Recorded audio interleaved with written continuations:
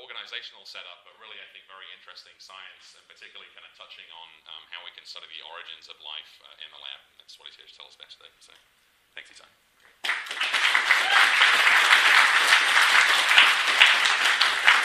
Great. Thank you, Steve, for the introduction. It's really great to be here, and thank you all for coming. It's really cool to see everyone excited about science on a Saturday morning. It's really remarkable. And so I'm going to start this talk with a couple of sort of motivational questions.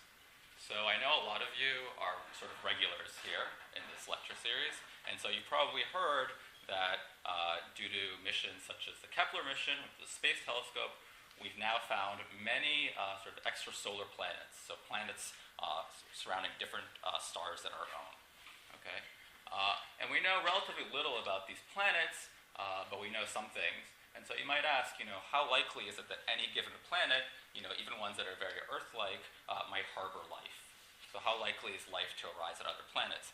Is it something that we can expect to, occur every time you have something that looks like Earth, or does it take some sort of exceedingly rare series of events for life to arise? Okay. Now, a sort of related question here on Earth is how did life arise to begin with here? Okay. So we know, we're pretty confident that life began, between 4 and 3.5 billion years ago. So 4 billion years ago, or 4.5 billion years ago, the Earth was basically sterile because a lot of impact events occurred right around this time.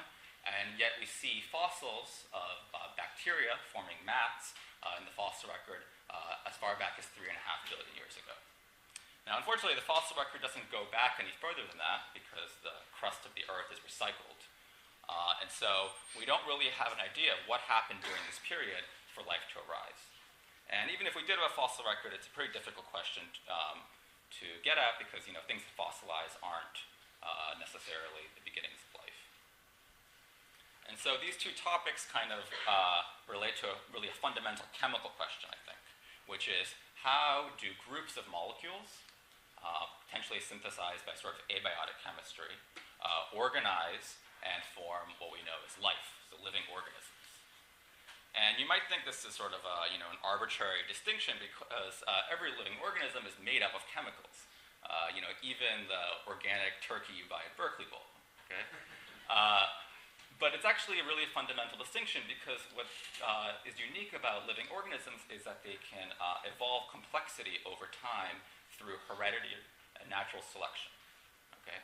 And groups of chemicals aren't able to do this, right? They can just react with each other based off sort of their local thermodynamics. And so it's very hard for complexity, real complexity like you see in this turkey, to arise from just chemicals.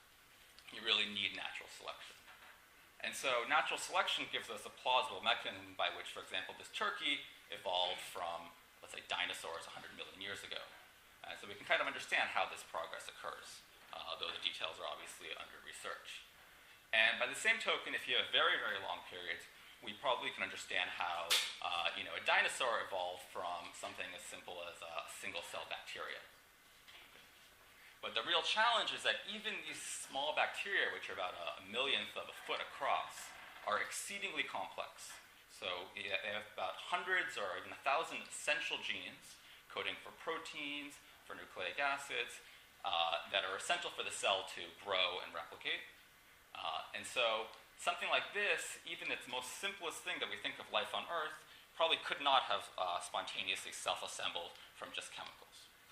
And so that's really the challenge in thinking about the origin of life.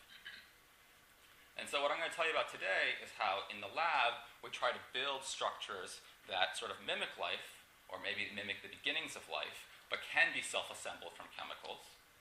Okay? And we use those as sort of models to test how life can arise on our planet and on other planets.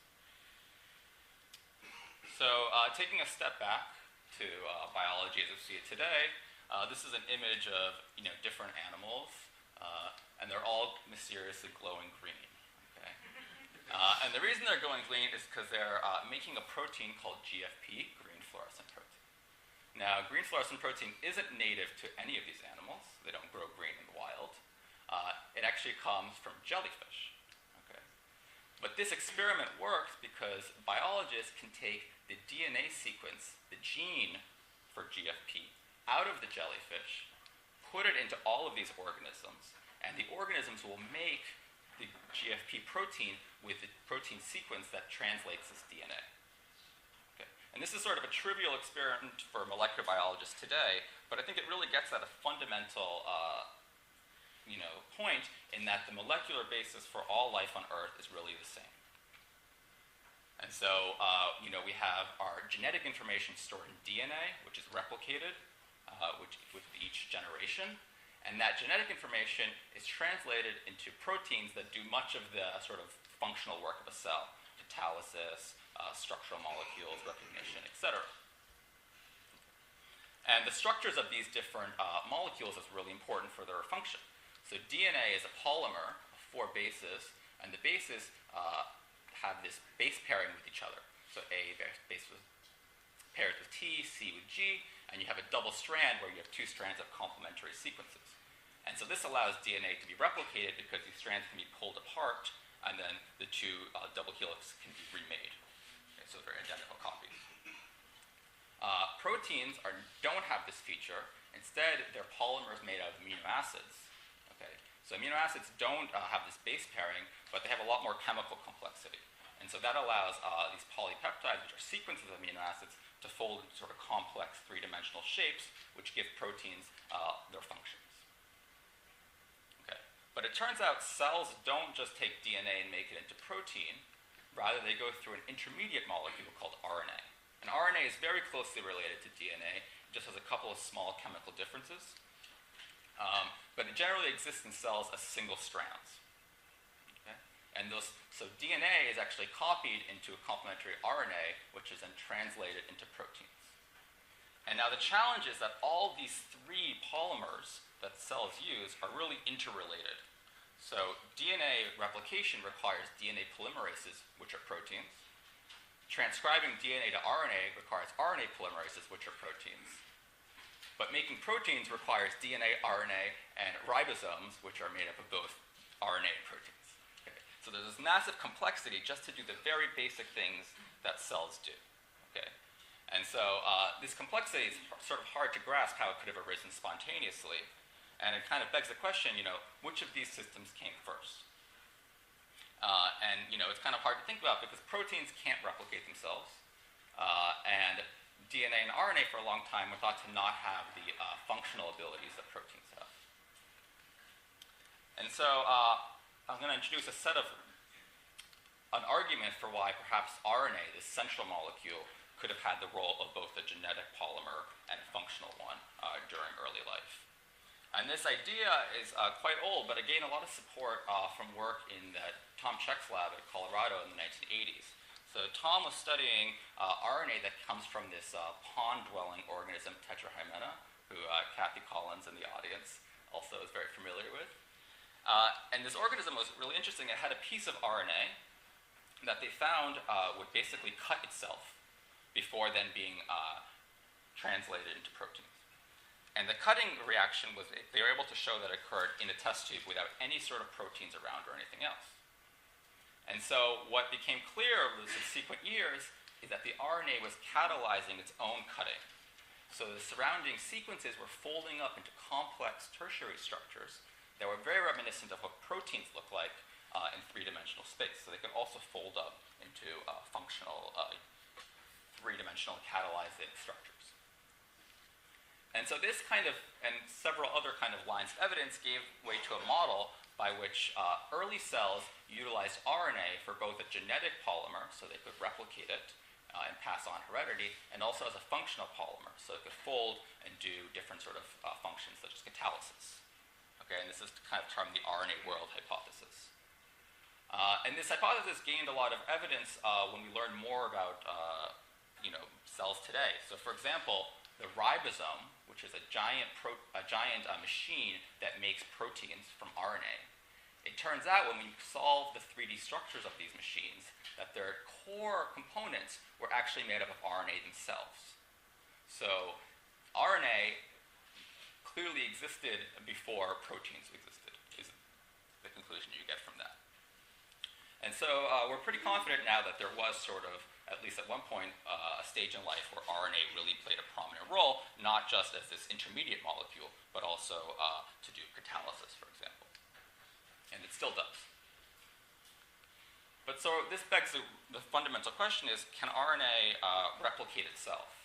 So we know DNA can be copied through each generation, but it relies on protein polymerases. And so much of the work in labs the past 20 years have tried to find mechanisms by which RNA can do such similar copying reactions, but without the assistance of proteins. And what I mean by a copying reaction is if you have an RNA strand, which is a single strand, individual RNA monomers can come on and basically recognize their corresponding bases on this template strand. Okay? And then they can react to form the complementary strand. So that produces a double-stranded RNA. And then that can be melted, literally pulled apart, probably thermally, into single strands, and the cycle can continue again. Okay? So it's a cycle of making single strand into double strand and separating them. Now, the chemistry that needs to be done for this to occur is the same chemistry that's used for polymerizing DNA, for copying DNA. So individual RNA monomers, called nucleotides, come in, and there's a reaction where a hydroxyl group on the neighboring nucleotides, or the neighboring strands, displaces this pyrophosphate leaving group, and it creates a phosphodiester linkage. Okay. So the problem is that this reaction, though it occurs spontaneously, has a half-time of years or maybe even decades. And that's actually longer than how the rate at which these molecules basically just fall apart in water. Okay. So the uncatalyzed reaction is just too slow. And what, in the case of DNA, what these protein polymerases do is they speed up this reaction by many millionfold. Okay, that's what enzymes do. They perform catalysis, which is speeding up reactions. So this is a problem. So this is not sufficient for copying RNA without proteins. But you can make some small chemical changes to this RNA to make this copying reactions go faster. So for example, Leslie Orgel's group did some really nice experiments where they replaced this pyrophosphate leaving group with a better leaving group, such as this methylimidazole. And as I mentioned, this leaving group is kicked off in the reaction. So changing the chemistry of it doesn't really affect the final RNA strand. And by doing this chemical substitution, you can get RNA to replicate in the lab, at least under semi-reasonable timescales. So what this image is this a gel. Each of these bands corresponds to an RNA strand of different lengths. So this is the starting material, and then the gel band above it corresponds to a starting material plus 1 nucleotide. And this is plus 2, and this is plus 3. So what they're looking at is a starting template, and they're adding individual monomers onto it, and then assaying the final product on this gel. As you can see, in the course of a few days, they can copy at least a few bases of RNA without any sort of catalyst. Okay. Now, this is still very slow. 6 days might not be too long for the origin of life, but you could imagine if you have very long sequences, that gets quite difficult. These nucleotides hydrolyze, for example. And then practically, if you want to study this in the lab, grad students generally need to finish within 5 to 6 years, and so this might become rate limiting for that. And so there's been efforts to make other sort of chemical changes to the chemical structure of these molecules to get these reactions to go faster. So for example, work in the Shostak lab, where I did my PhD, utilized nucleotides that substituted in an amino group for the hydroxyl group found on sort of canonical nucleic acids. So amines are more reactive, they're better nucleophiles than hydroxyls. So when you make this substitution, you can get these extension reactions, these copying reactions, to occur quite fast. But of course, this isn't great either, because the final product in this case doesn't really look like RNA, but it is a really valuable sort of laboratory model. Now, as I kind of mentioned before, DNA replication occurs very similarly to what the model I just proposed, except that it uses these proteins to catalyze the reactions. These are DNA polymerases, and they take individual nucleotides and add them in a stepwise fashion to replicate DNA. And so I told you a kind of story before about how RNA can also fold up into protein-like structures that do catalysis. So one kind of obvious question you could ask is, could you just have an RNA ribozyme, so that, by that I mean an RNA enzyme, that basically does this same function but for RNA? And that would allow RNA to replicate itself. Of course, no such ribozymes exist in nature today, but in the 90s, a few labs sort of simultaneously found a really powerful technique for isolating new RNA enzymes, or any sort of functional RNA. And this technique is called in vitro selection. And what you do is you start with a giant library of random sequences, so up to 10 to the 15th, which is a really enormous number, of totally random sequences of RNA that you make from DNA. And then you use some sort of clever selection to isolate the ones, or at least enrich for the ones that are functional. Usually this involves kind of isolating them on beads, some sort of binding event. And even if you enrich maybe 10, 100-fold, you can carry out this process multiple times by amplifying your enriched libraries. Okay? And when you repeat this after many rounds, you finally get a library which is highly enriched in sequences that are functional. Okay? And this is called, sometimes called laboratory evolution, because it really does mimic how organisms evolve, but on much faster timescales and only on single molecules. So what do you mean by functional in this case? How do you test for functionality? Okay, so by functional I mean, do they bind to a certain target, or do they perform a reaction? The function that you're selecting for. And could you explain amplification? Yes. So the question is how you do amplification. And you do this using a process called PCR that uses proteins that basically copy DNA. So you copy your RNA to DNA, and then you use polymerases to amplify that. So that's a sophisticated selection process, basically. Yeah, this is all using molecular biology tools. Okay.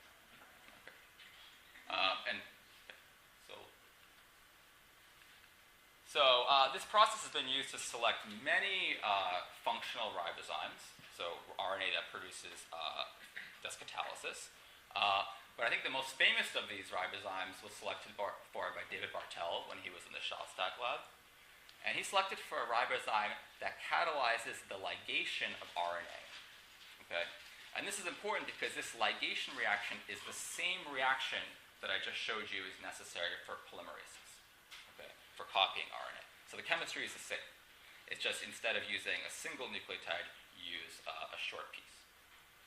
And so he did this selection, and at the end of the selection, after 10 rounds, he got an RNA that could basically ligate itself.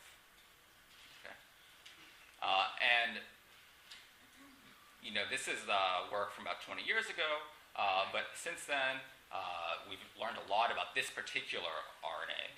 For example, we now have its three-dimensional crystal structure, so we know how it does catalysis. It's really interesting. This is work actually done in Dave's lab at MIT. And even more exciting is how this specific RNA was used as a starting point for several further selections, basically trying to take this initial catalytic unit and make something that resembles more of a full polymerase that can add many times single RNA monomers. And so this work was started in Dave's lab, first by adding different domains that allowed this polymerase to extend, you know, from 5 to 14 different nucleotides in length. And more recently, this particular starting point was used in Phil Holliger's lab at the MRC. So Phil has this great selection strategy where the individual molecules are put in basically emulsions, so single droplets.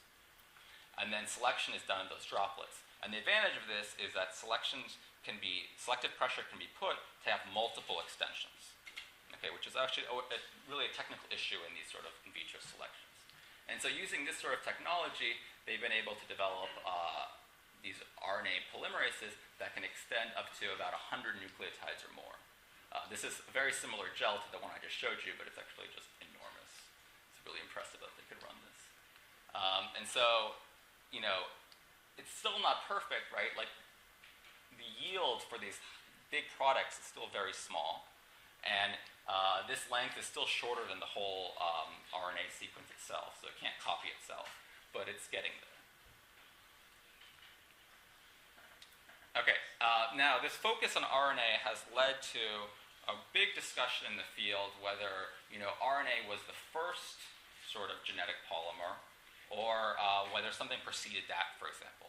And the reason was because RNA, and specifically these individual RNA monomers, are actually quite complicated chemically. And it's kind of hard to imagine, or at least it was, how they could be synthesized sort of just by abiotic chemistry. So cells require at least 20 enzymes to make these individual RNA monomers. The chemistry is a bit complicated. Now, this gets to the field, the big field of prebiotic chemistry, which is basically asking how different building blocks of biology could have arisen on the early Earth. And for some of these building blocks, such as amino acids and lipids, doesn't seem to be a huge problem. For example, if you look at some of these carbon-containing meteorites, they actually contain many of these molecules. But they don't contain RNA nucleotides. And if they ever did, those nucleotides would have long ago fallen apart. They're just not chemically stable on these timescales. And so to assess how, if these are sort of prebiotically plausible molecules, we have to turn to the lab.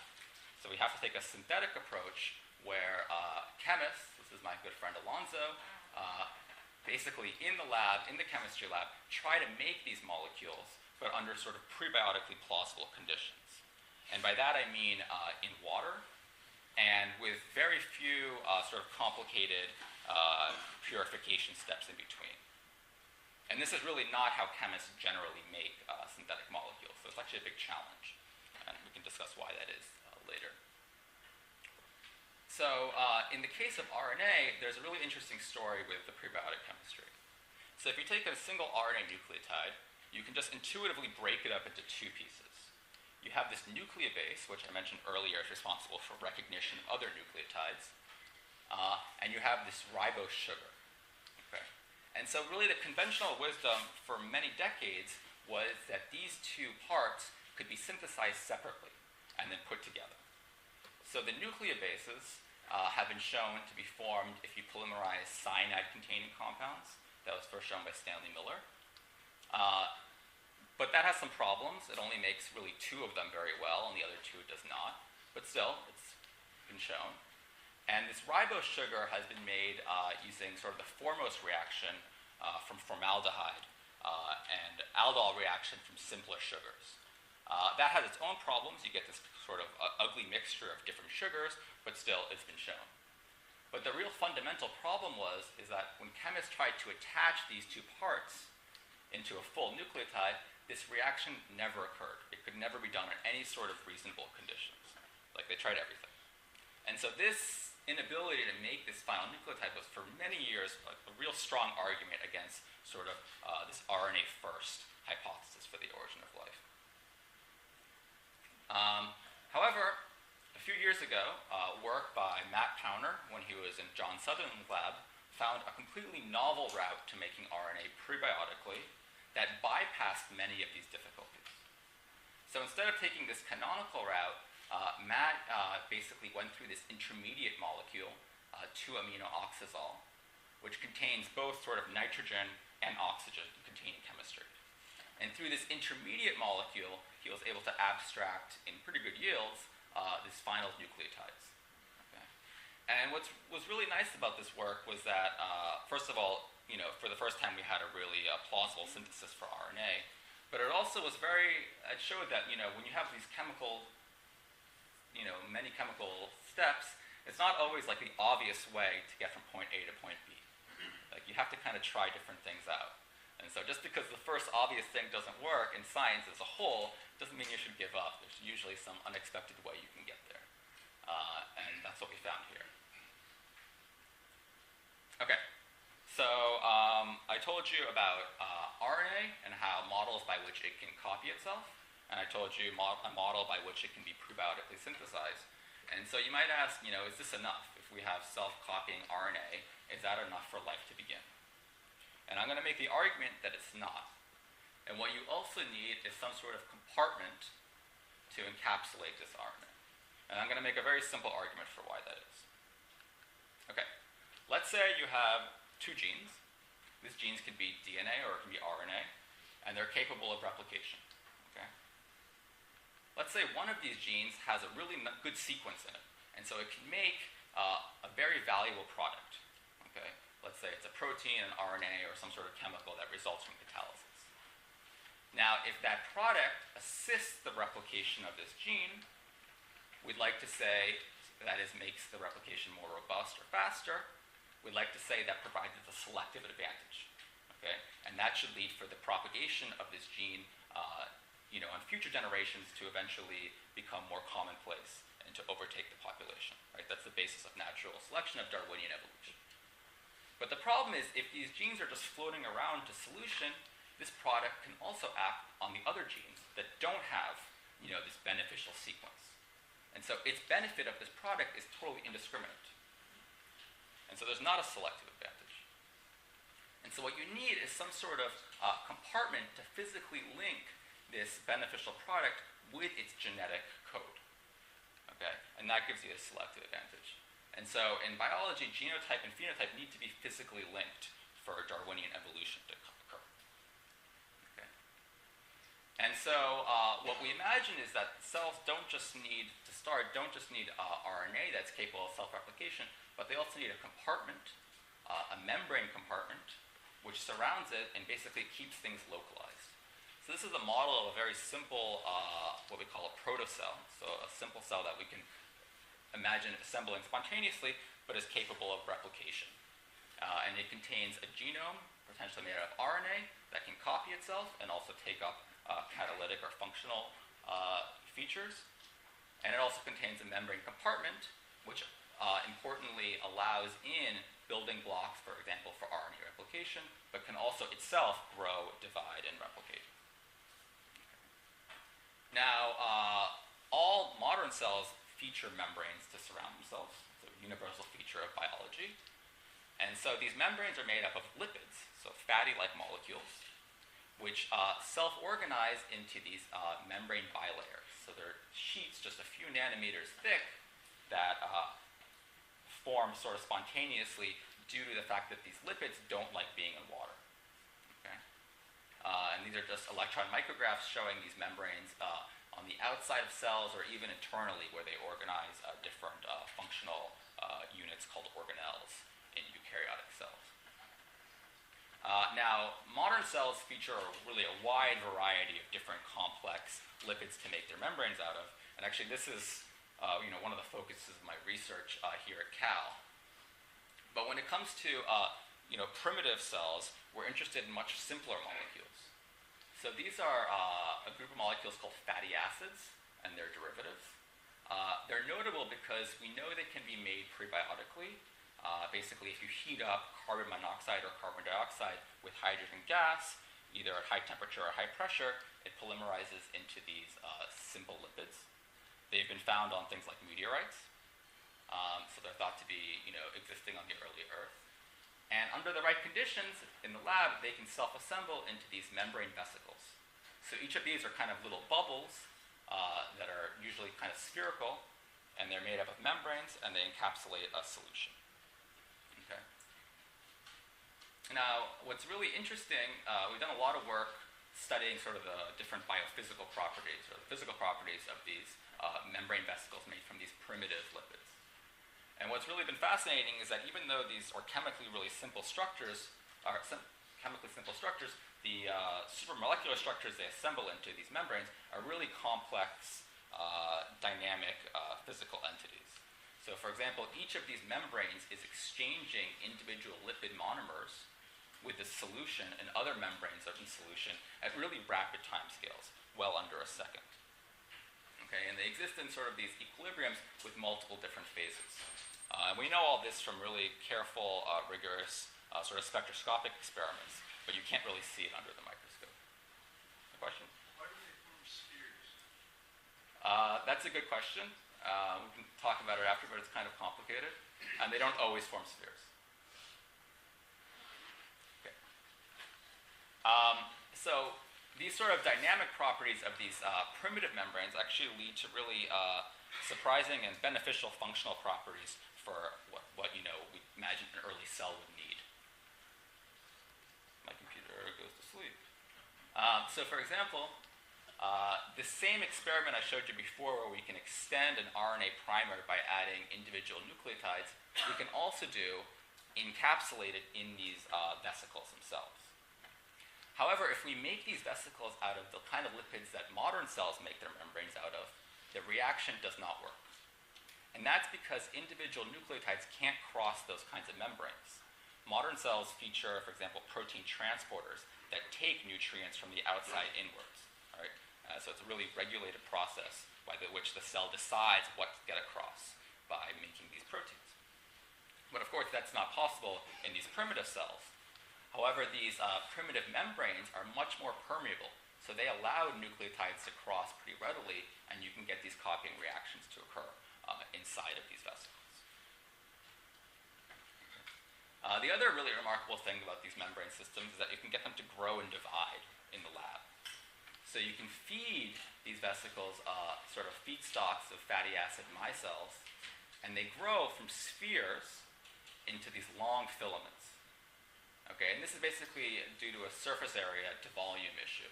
So membrane growth is very fast, but the volume growth lags. And so it results into these spheres going into sort of these extended morphologies.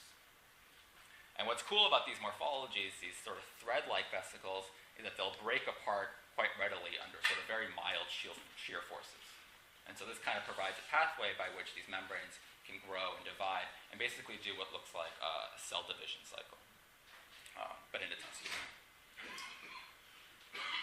Now, we can get these membranes to grow not just by feeding them, but also by having them compete with other membranes in the solution.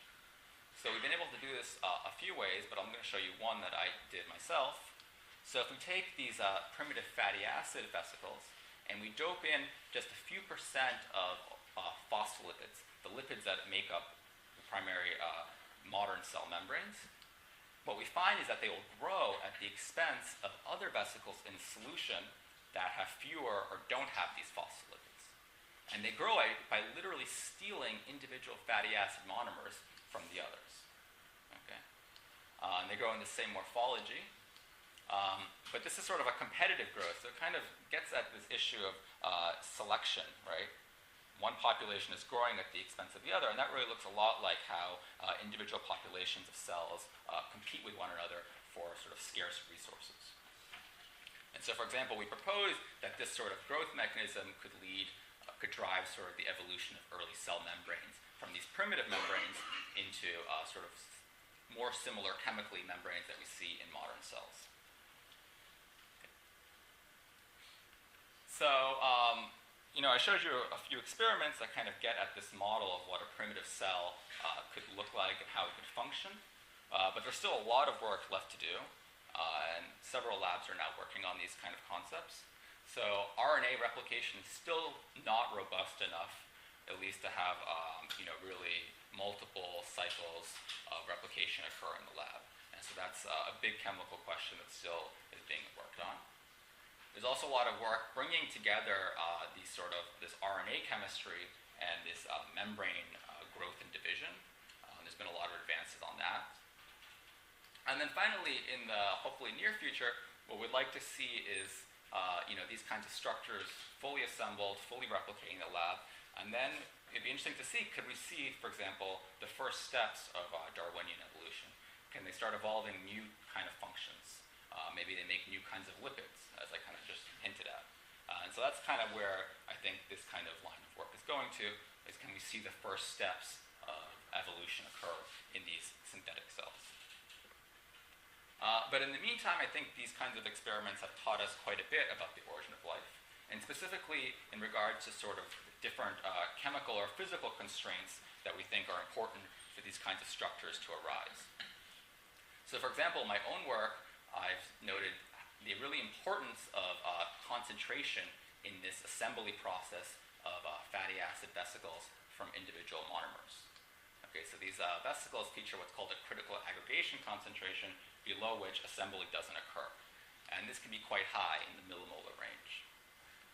And then if you look in the corresponding work with these RNA copying reactions, they also require pretty high concentrations of these individual monomers. And that's because this copying is limited by the binding events of monomers to this template. And these are relatively weak binding events. Okay, so they require high concentrations for the binding sites to get saturated. Okay, and so these kinds of experiments suggest that concentration is probably a really important thing for life to start.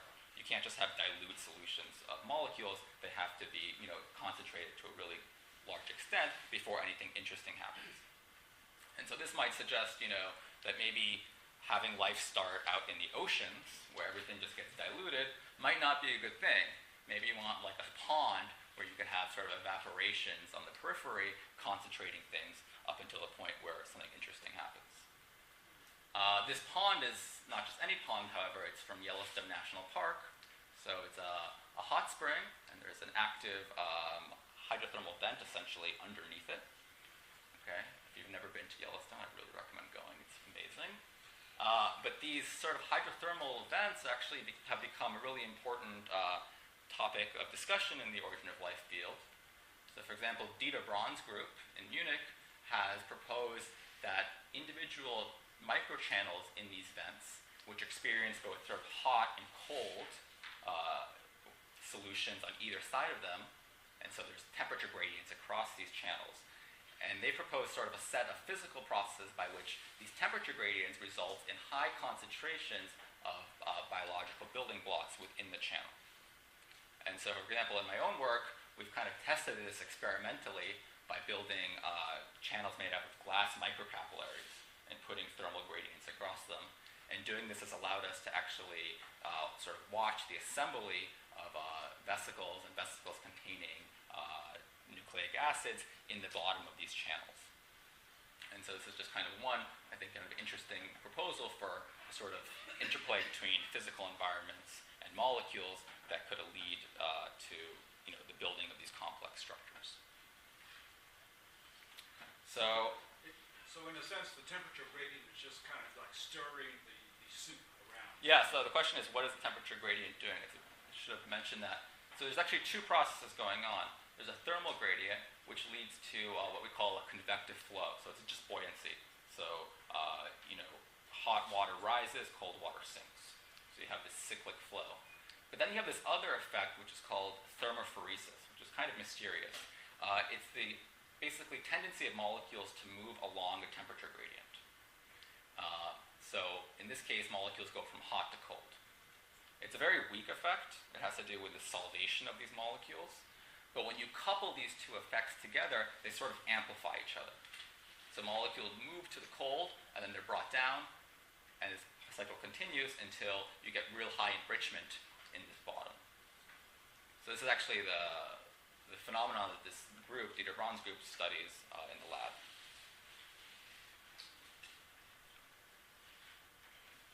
Okay, so with the last few minutes of this talk, I'll just mention kind of maybe some next step for this kind of work. So, I've been describing experiments that try to use synthetic approaches in the lab to get at how life that could arise that could lead to sort of the life we see on Earth. So we're really constraining ourselves to sort of the chemical parameters that we see in modern biology. But of course, we could take an alternative approach where we say, okay, let's open up chemical space and see, can we make life in the lab that looks nothing like biology today, okay, that has very different chemistry. And I think this is a really valuable approach because it kind of gets at what are sort of the chemical limits of life, which might actually, be applicable on other planets that didn't have sort of our, sort of the evolutionary path that Earth took. So, for example, in the case of nucleic acids, several groups have tried very significant modifications, both of the sugar backbone and the nucleobases of RNA. So Albert Eschenmoser, a very exquisite chemist, first synthesized a set of different sugar backbone nucleic acids. And his group, as well as the Shostak lab, has really tested the different parameters of these molecules. Steve Benner in Florida has really pushed the idea of using different nucleobases that can still have this sort of Watson-Crick base pairing features, but really have additional ones. So you can have a sort of expanded genetic code, not just limited to the 4 bases that we see in biology. And they've done really beautiful work, even to the extent of selecting different sort of functional nucleic acids with these features. So that's on the nucleic acid side. On the membrane side, which is really what I work on, we've done work, for example, making phospholipids, which look very similar to the phospholipids we see in our cells, but with very different chemistry. So in this example, we use click chemistry, which is copper-based chemistry. It's completely inorganic, but it's very robust to do lipid synthesis, and we can get formation of vesicles from that chemistry. This is a collaboration with Neil Devaraj's group at UCSD, and Neil's actually taken this a step further and used this chemistry to lead to the growth and division of these vesicles in sort of similar ways as which I showed before. Going to an even larger extreme, this image here shows lakes on the surface of the Saturn's moon Titan. Okay, and it's taken by the Cassini and its probe. And what's amazing about these lakes is they're not made out of water. It's way too cold on Titan for liquid water. Instead, they're made out of ethane and methane, which at these temperatures is a liquid. And so you might ask, a solvent such as this, which is so drastically different from water, could we have life occur on that? And one of the biggest problems with these sort of non-aqueous solvents for life is that membranes really rely on the interaction of water to assemble. The sort of hydrogen bonding between water molecules is the basis for what leads to membrane structures. But we've seen in the lab, and a couple others have as well, is that you can make different kinds of lipids which form analogous structures. These are reverse vesicles, in that their orientation is flipped. So the polar regions of these molecules are on the outside of the membrane, and the fatty regions are on the inside. Other way, the fatty regions are the outside, the polar regions are inside. That's flipped from how membranes generally are. But these reverse vesicles can form in pure hydrocarbon solvents, which is pretty cool. And so, I think we make this assumption that, life has to be, relegated to environments with water. But from a chemical point of view, that's not necessarily the case. Water actually has a lot of disadvantages for life and for organic chemistry to arise. And so I think it's really an active line of thinking of, could you build cells or cell-like structures in the lab, but in completely different solvents? All right. And so that's all I want to talk about today, but I'll just finish with some conclusions. And so I hope I've shown you that molecular biology as we see it today has given us sort of important clues of how early primitive cells could have functioned and arisen. Laboratory experiments, which take a sort of synthetic approach, can lead to sort of functional models for these processes and give valuable insights on sort of the conditions needed for these to occur. One thing I didn't touch upon too much is that there's really, when you get to this research, there's all these surprising sort of physical phenomena that arise that can help these systems overcome the limitations of not having all this evolved biological machinery. So different factors that could be present in the environment, for example, the thermal gradients I talked about in these channels. And finally, I think that efforts to build a synthetic cell, even if it has nothing to do with biology on Earth, can kind of get at this idea of what are sort of the chemical limits of life and what sort of environments can life arise on elsewhere. And so with that, that's the end, and I'd love to take some questions.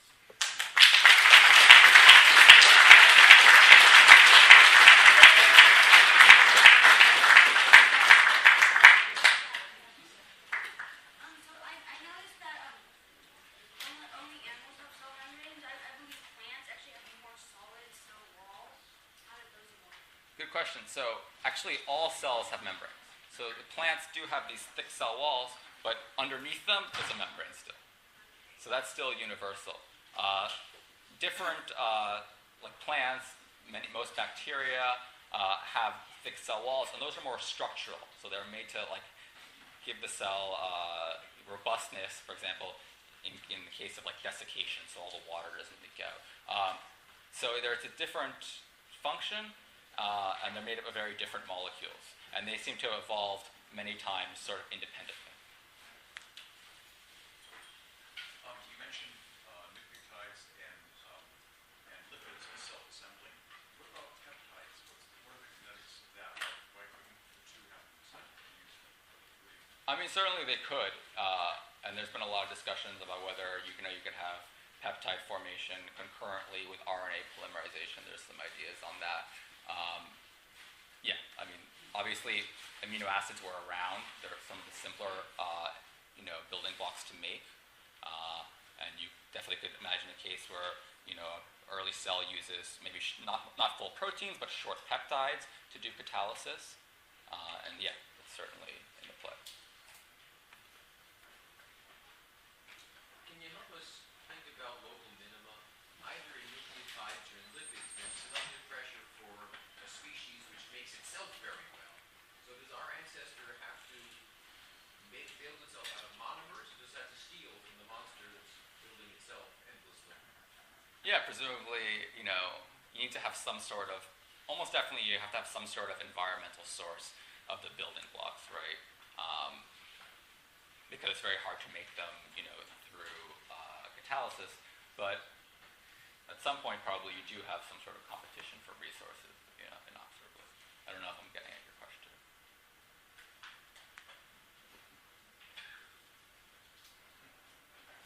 So in your description of the process of amplification, process to concentrate the nucleotides, you went back to the lab would have to use DNA and polymerase chain reaction to increase for the application process. But there again, we're going back to DNA and polymerase. So in the primitive world, as you were hinting earlier, maybe there were concentrations of peptides that have taken on the function of polymerase. Well, we have to use DNA polymerases because we don't have a way of copying RNA by itself without going through a DNA intermediate. So, if there was such a mechanism, and we think such a mechanism, was probably did arise at some point, then you wouldn't need that. But in the lab, we just don't have that. It doesn't exist in modern biology. All the tools we use in molecular biology are taken from cells that we have, from bacteria and such. And so these capabilities, if they existed, have been long lost. So we can't harvest them today. So we have no idea how the primitive world were able to get this amplification process to concentrate the nucleotides. No, yeah, that's what this research tries to get at. The molecules that our life depends on have some chirality, some handedness to them. Yeah. So in your experiments, are you completely mirror-symmetric, or are you starting from molecules that favor one sort of chirality right from the beginning? Yeah, so chirality is really important. For example, all this RNA copying, is dependent on the chirality of the molecule. It has to be chirally pure, even the kind of linkages that are utilized. So there's actually this whole field on trying to get, basically asking how do you get homochiral groups of molecules from racemic mixtures, because that seems to have been a really important step. And there's a lot of models for how that is, but that's definitely really an important part of trying to prebiotic chemistry, and prerequisite for everything I talked about. So at what part of the prebiotic assembly of the building blocks does chirality come in, or is there a figure race between? Once you have an enzyme or a ribozyme, intrinsically you are selecting for chirality because the 3D shape selects for chirality. However, to get to that point, if you're just relying on abiotic chemistry, there's no selection for chirality. So really at that point you need, presumably, a homochiral group of molecules, a chirally pure group of molecules to start with. But all your experiments are already Yes. world, basically. Okay. I have a question about in the thermal vents where there's a temperature gradient. You talk about concentrating things at one end of that gradient, but does it change the size or the properties of the fatty acid vesicles if they're at a different temperature? Would temperature itself favor changing the size of a vesicle so they could come around the Yeah, it's actually very interesting. Not just temperature, but actually the width of these channels changes what you concentrate. So actually you can play along with a lot of these parameters. And we actually had to do that to get that experiment to work. It wasn't actually the first channel we tried did not lead to vesicle assembly, and we had some reasons for why that was the case. But when we manipulated these kinds of properties, we were able to do that. So yeah, it's actually really important. What's the temperature range under which a fatty acid vesicle will stay a vesicle? That's a good question. They're actually quite thermally stable. So you can basically almost boil them, and they'll stay a vesicle. And that's really important because really any model we have for RNA replication by which this double-stranded RNA then becomes single-strand again for another cycle requires sort of thermal denaturation, basically heating up the RNA until it comes apart. So for that to be, plausible, the surrounding membrane that encapsulates it needs to stay stable during those temperature changes. So that's something the Shostak lab, for example, has really looked at quite a bit. So you talked about this. Sorry. Oh, go ahead. You talked about this RNA world, and it seems that the idea is that it's gone somehow, and yet that people look to see if there might be environments in which that RNA world or something like it still exists. Yeah, so the problem is with trying to find sort of ancient life on Earth is that the biology that we all know has basically colonized the entire planet. And so, for example, if there was some vestiges of this RNA world, it almost certainly would get eaten up right now by, modern bacteria that will readily outcompete it. So it's pretty unlikely that you could find that, I would say. However, there are sort of what we call sort of molecular fossils of this RNA world. So I talked about the ribosome, but there's others similar. So many, like, for example, cofactors that are used by protein enzymes are actually derivatives of nucleotides. And so we think we see the vestiges of it, but really only in the cells we know.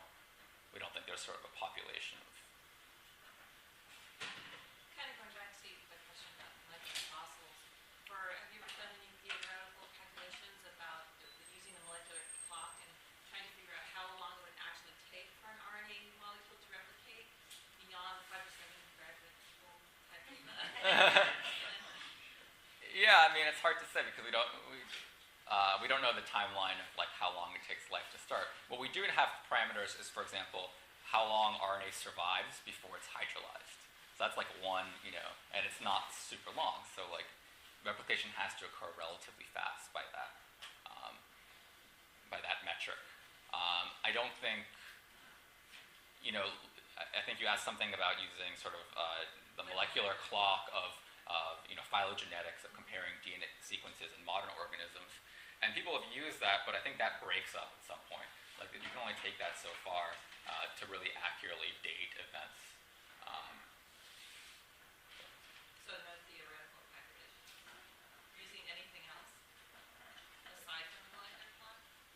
Yeah, I would say the biggest constraints are the chemical constraints that we can measure in the lab. How long do these molecules survive? I think that is, and that's going to be a much tougher constraint than anything that genetic analysis will give us. And do we know how long?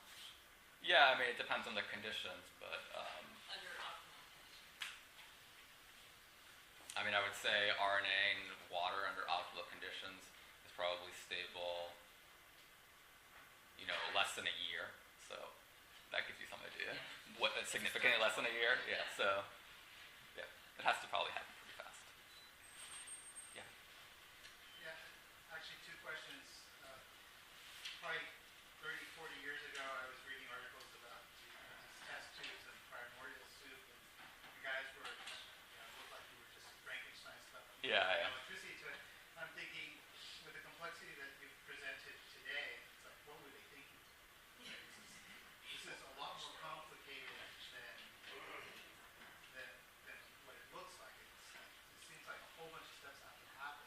So the question is, if that's what we're thinking 30, 40 years ago, and we're here, are we closer to seeing the horizon as to where we think things might go, or we're still kind of in the middle of darkness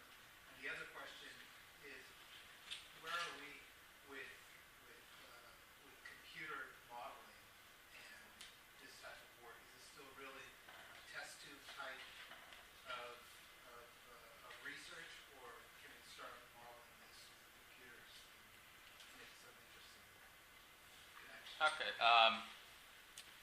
So to answer your first question, which kind of gets at the original sort of prebiotic chemistry experiments which were done by Stanley Miller with these Frankenstein kind of contraptions where you have spark discharging in this primordial soup. I mean, those experiments are really valuable because, some things did come out of them, like amino acids come out of those. You can do similar kind of, simulation experiments and get lipids. But yeah, for things like nucleotides, you're not going to get that. I think you need to have both approaches. You want to see what's done immediately when you try something, but the chemical parameter space is so enormous that intrinsically those kind of approaches aren't going to get you super far. To answer your second question, whether sort of computer modeling can help, I think definitely things like molecular dynamic simulations are really helpful in understanding many of these specific chemical steps, for example, involved in RNA replication. However, we're still not at the level where we're able to predict even chemical reactions based off of simulations. It's really a fundamental, we're not quite there. Our models aren't good enough. Something is off. So it still has to be really done, I think, on the bench in the chemistry hood. In that methane lake that you showed a picture of, is there any way that the very primitive structures that you're talking about could be seen by some radiation, reflective radiation, whatever, from Earth without having to go there? No. That's my guess. I'm not an expert on that. This is well outside my expertise, but my guessing it would be a challenge. If anyone else disagrees, I would love to hear that. That'd be really cool. I'm sorry, what are the chances you can actually form life without this RNA? Is there any other way that something could possibly be living without using RNA and all the other chemicals? Certainly. I think, you could definitely imagine very different, completely different chemical models for life that would still be considered life, but does not use any of the chemistry that our biology uses. I think, intrinsically we're interested in kind of models that would be stepping stones to the biology we see on Earth. So that's why we really go at, molecules like RNA that we know played a role. But yeah, I think, the sky's the limit of the possibility. So 2 more quick questions. You mentioned meteorites that bring some interesting molecules to Earth. Is there any way to determine whether these molecules were sort of the end phase of a pre-biotic assembly, or whether they might have been chopped out of some more interesting molecules that actually come from a life form? Or is it, there's no way so the question is, these molecules on these meteorites, are they really abiotically made, are you asking, or could they be made by some other life form? Is there any way we can figure that out? One way people try to assay whether molecules on things like meteorites are abiotic or are biological contaminations, let's say of Earth, is by looking, for example, at their chirality. Because their presumption is that biological molecules need to be one chirality, because that's how enzymes, work. So what you see is that the molecules on these meteorites, with some exceptions, which are actually interesting, are racemic. So there's no, and so that suggests that they really are abiotically made. So maybe that answers my question. From your work, if you could design a probe, let's say you were in the ocean on Europa, and you were looking for some sign of life, as your research suggested anything like chirality, it might be something to look for. Yeah, what you would look for is, organic molecules that either have a chiral enrichment or an isotopic enrichment, because generally enzymes introduce, due to kinetic isotope effects, enrichment. So that's what actually, people actually who do this kind of work really do look for. But yeah, you look for sort of chemical signatures by which you say, okay, this molecule probably came from an enzyme and not just from chemistry occurring around it. But that's exactly right. Okay, come grab a postcard if you want to give these to your friends. Let's